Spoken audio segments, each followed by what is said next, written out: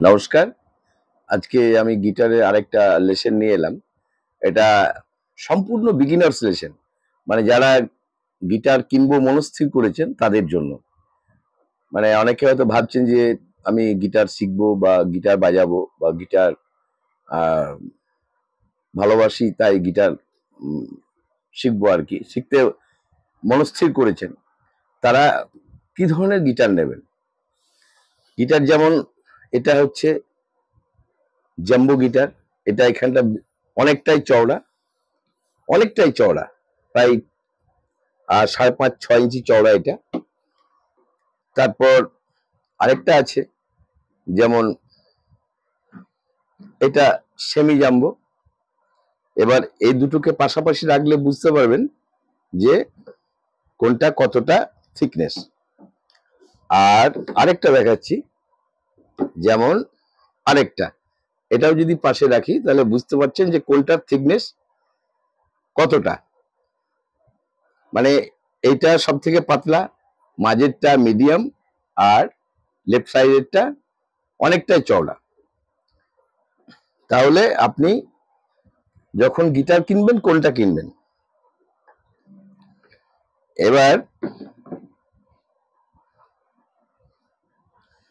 যদি আপনি এতটা চওড়া গিটার নেন, এবার দেখা যাচ্ছে যে আপনি ফ্রেটবোর্ড দেখতে পাচ্ছেন না। ফ্রেটবোর্ডটা আপনার দেখতে অসুবিধা হচ্ছে। বা এখানে এই হাতটা এখানে রেখে আপনার বাজাতে পিকিং করতে অসুবিধা হচ্ছে। তাহলে আপনার সেটা না নেওয়াই ভালো। এরপরে যেটা মিডিয়াম আছে, এটা যদি নিয়ে থাকেন,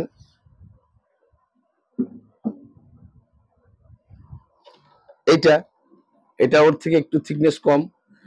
এটা যদি নেন দেখবেন হয়তো ওর থেকে এটাতে ফ্রেটবোর্ডটা ভালো বোঝা যাচ্ছে এবং এটা এখানটাতে বাহুটা রেখে এটা পিকিং করতে সুবিধা হবে। আবার আরেকটা যেটা আছে সেটা খুবই পাতলা, যেমন এটা যদি ধরতে সুবিধা হয়, এটা তো ফ্রেটবোর্ডটা সম্পূর্ণ দেখা যাবে।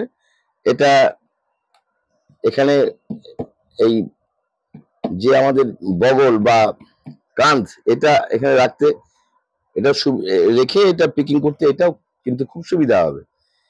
এবার যেটা আমার সাজেস্ট হচ্ছে যে আপনার যেটা সুবিধা হবে। বা অনেক সময় থাকে কি গিটারের যেমন এই যে বডিটা, এই যে ডায়াটা অনেকটা বড়, কিছু কিছু গিটার আছে একটু ছোট ডায়ারও আছে। যে গিটারটা আপনার পক্ষে বাজাতে কমফোর্টেবল হবে, যেটা আপনার বাজাতে পিকিং করতে ধরতে সুবিধা হবে, আমার মনে হয় সেই গিটারটা নেওয়াই ভালো। তার কারণ যদি গিটার মানে আমার ধরতে অসুবিধা হচ্ছে একটা জাম্বো গিটার, আমি সেই গিটারটা কিনলাম, সেই গিটারটা আমার গিটারটা মানে করতে যদি সুবিধা না হয়, হয়তো আমি বগলটা আমার অনেকটা হাই হয়ে যাচ্ছে, এইভাবে আমি ফ্রেটবোর্ড দেখতে পাচ্ছি না, তাহলে হবে কি গিটার বাজানোর প্রতি একটা অনীহার সৃষ্টি হবে। তো তাই যেটা আপনার বাজাতে সুবিধা হবে, যে গিটারটা ধরে আপনার ফ্রেটবোর্ড দেখতে সুবিধা হবে, এভাবে গিটারটাকে বগলের মধ্যে দেবে, এভাবে যে আমাদের আর্ম বা বগল যেটা বগল দিয়ে তো চাপা থাকে এই হাত এই বাহুটা দিয়ে, এভাবে দিয়ে সুবিধা হবে, সেই গিটারটি আমার মনে হয় নেওয়া ভালো। এবং যদি দেখেন যে এই যে বডি চওড়া বডিটা নিয়ে অসুবিধা হচ্ছে, এর থেকে একটু ছোট বডি হলে ভালো হয়, যেটা সুবিধা হবে সেইটা নিয়ে আপনারা শিখতে পারেন। শেখার পরে যখন আস্তে আস্তে অভ্যাস হয়ে যাবে, তখন যে গিটারটা টোন ভালো, অমুক ভালো, তমুক ভালো, সবকিছু ভালো, সেটা নেওয়াই ভালো। আর আমার মনে হয় স্টার্টিং এ যে গিটারটা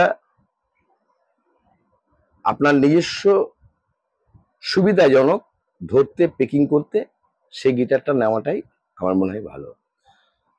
এ ধরনের ভিডিও পেতে চ্যানেলটি সাবস্ক্রাইব করে রাখুন, বেলের নোটিফিকেশনের অল অপশন প্রেস করে রাখুন, এবং যদি ভিডিওটা ভালো লেগে থাকে তাহলে অবশ্যই একটা লাইক দেবেন।